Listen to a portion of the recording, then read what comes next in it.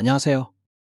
오늘은 반가운 소식과 함께 국내 정치 상황을 자세히 살펴보는 시간을 가져보겠습니다.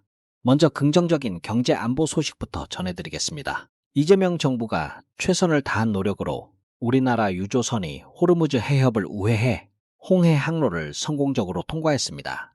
이번이 두 번째 성공 사례로 반군과 해적의 위협이 도사리는 위험한 구간을 무사히 빠져나온 것입니다. 정부는 유조선이 홍해를 통과하는 내내 시릅 4시간 비상 체제를 가동하며 긴장의 끈을 놓지 않았습니다. 해양수산부 청사 11층 상황실에서는 소말리아 아덴만 청해부대, 외교부, 선사와 실시간으로 정보를 공유하며 마지막 순간까지 안전을 검토했습니다. 위협 징후가 포착되면 즉시 항로를 변경하거나 멈추는 방안도 준비했지만 다행히 실질적인 위협은 발생하지 않았습니다. 이번에 도착하는 원유는 총 200만 배럴 규모입니다. 한국 도착까지 약 3주가 소요될 예정이며 지난달 17일 출발한 첫 번째 유조선도 며칠 내로 국내에 도착할 것으로 보입니다. 홍해 대체 항로가 안정적으로 확보되면 국내 원유 공급에 큰 숨통이 트일 전망입니다. 최악의 공급 단절 상황을 피할 수 있다는 기대감이 정유업계에 퍼지고 있습니다. 이재명 정부의 신속하고 철저한 대응이 국민 경제를 지켜내고 있다는 평가가 나오는 대목입니다. 이런 중대한 시기에 안정적인 리더십을 발휘하는 이재명 대통령이 있어서 정말 다행이라는 목소리가 커지고 있습니다.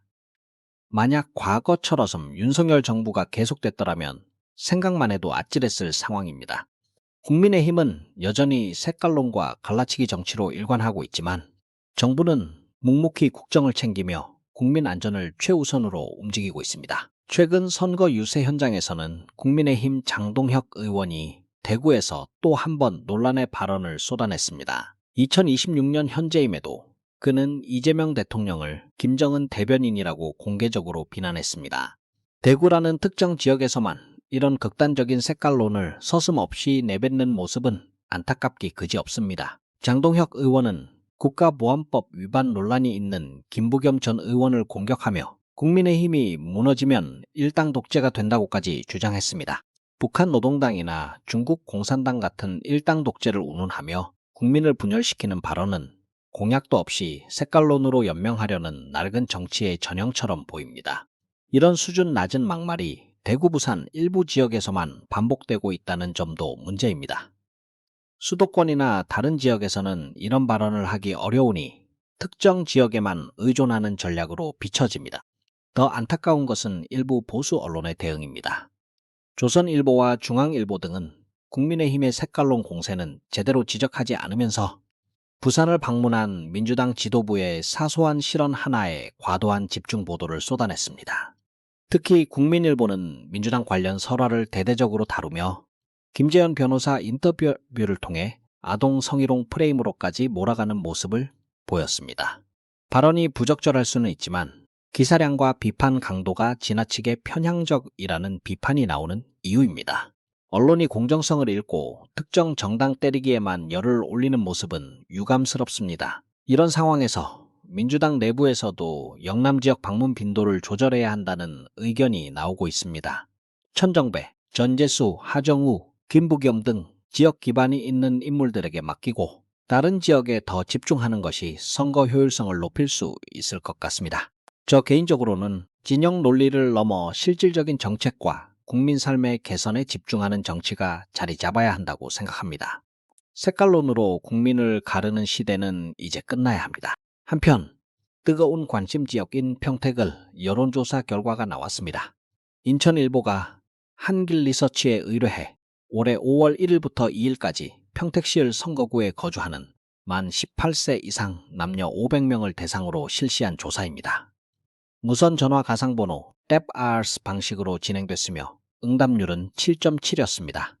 2026년 3월 말 행정안전부 주민등록 인구 기준으로 성별, 연령별, 지역별 가중치를 적용했으며 표본 오차는 95 신뢰 수준에서 4.4입니다.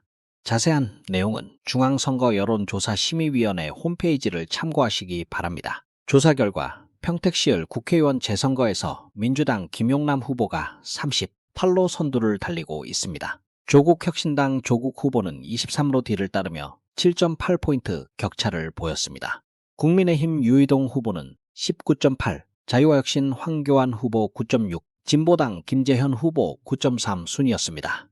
연령별로 보면 50대와 60대에서 김용남 후보 지지가 강했습니다. 50대에서는 김용남 42.9, 조국 21.3, 유이동 13.9였고 60대에서는 김용남 41.8, 조국 21.3, 유이동 13.8로 나타났습니다. 반면 조국 후보는 1820대 26.3, 40대 30.0에서 김용남 후보와 오차범위내 접전을 벌였습니다. 70대 이상에서는 유이동 후보가 44로 앞서며 김용남 후보를 오차범위 이상으로 따돌렸습니다. 정당 지지도에서는 민주당이 48.1로 압도적 1위였고 국민의힘은 22, 1에 그쳐 26포인트 차이가 났습니다.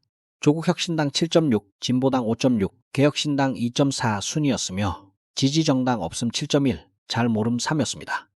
김용남 후보는 아직 현수막 제작 중이라고 하지만 지속적으로 나오는 여론조사에서 우위를 점하고 있는 만큼 선거 판세가 어떻게 흘러갈지 주목됩니다. 평택 지역민들의 선택이 이번 재선거의 향방을 가를 것으로 보입니다. 전반적으로 이번 소식들을 종합해보면 이재명 정부는 외교안보 위기 속에서도 국민 경제를 지키기 위해 발빠르게 움직이고 있습니다.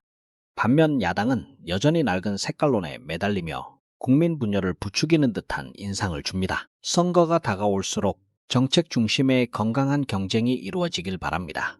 국민의 삶이 나아지는 진정한 정치가 펼쳐지길 기대합니다.